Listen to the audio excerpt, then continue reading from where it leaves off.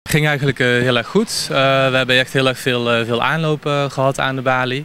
Er zijn ook natuurlijk mensen geweest die ook studiefinanciering kwamen aanvragen, die in Nederland wilden komen studeren dit jaar.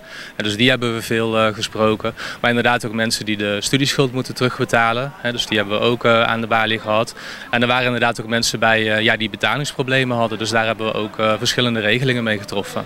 Ik heb wel even voor jullie opgezocht hoeveel klanten we ontvangen hebben tijdens het bezoek. In ieder geval tot nu toe. We zijn vanaf vorige week maandag zijn we hier aanwezig. En we hebben in totaal 132 klanten al gesproken. En daarvan hebben we 63 klanten ook echt een afspraak gemaakt. Dus echt naar de persoonlijke situatie gekeken. En kijken of we iets kunnen regelen met betrekking tot een betalingsregeling bijvoorbeeld. En de rest van de klanten die binnen waren gelopen, wat gebeurde met die? Ja, dat zijn dan echt de andere klanten. Dus dat zijn de klanten die de studiefinanciering kwamen aanvragen. Maar er zijn ook klanten die natuurlijk geen betalingsproblemen hebben. Maar die hadden dan bijvoorbeeld gewoon vragen over de studieschuld zelf. Maar er zijn ook bijvoorbeeld klanten die vragen hebben over de DigiD. Zulke klanten hebben we onder andere ook ontvangen. Ja. Dus het interesse toch voor het studeren in Nederland is toch hoog, kunnen we zeggen?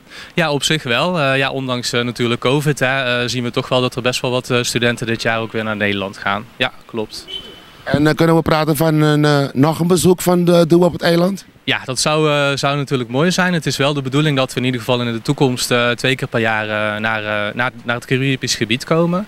We gaan natuurlijk dit bezoek ook even evalueren. En we gaan echt even kijken van hoe is het allemaal verlopen. Wat de 3 collega's hier op Bonaire betreft is dat allemaal heel erg goed gegaan.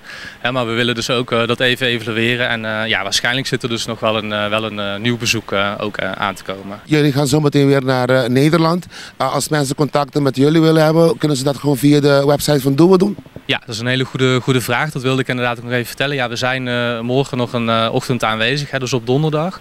Daarna kunnen mensen gewoon contact met ons opnemen. En alle contactmogelijkheden zijn terug te vinden op duo.nl/Antillen. En als je dan naar beneden scrolt op de site, dan kun je bijvoorbeeld zien dat je met ons kunt videobellen, kun je een afspraak maken. Je kunt met ons chatten, je kunt worden teruggebeld door een medewerker, zodat je geen belkosten hebt. Ja, dus er zijn echt verschillende mogelijkheden als je op duo.nl/Antillen kijkt om contact met ons op te nemen.